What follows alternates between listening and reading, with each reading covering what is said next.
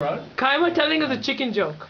This is very This is a joke which She's loving it. Emily enjoying every single moment. Yes.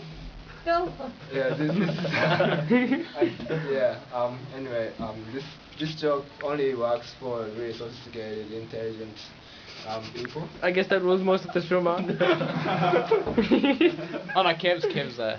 And very creative people as well. Alright, so I'm out of the shot. this guy. Don't see this time, You don't want to steal the limelight from this one. This guy goes to the psychiatrist, whatever you guys call. And then, I guess, yeah, I mean, this joke.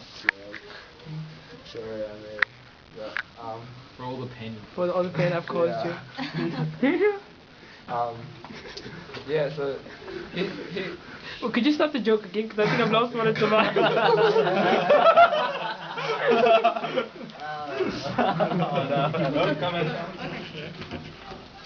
So this guy goes to the psychiatrist.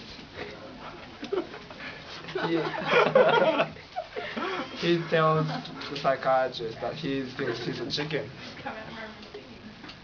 And the psychiatrist goes, when did it start? And the patient goes, ever since I was a chicken. I mean, that's a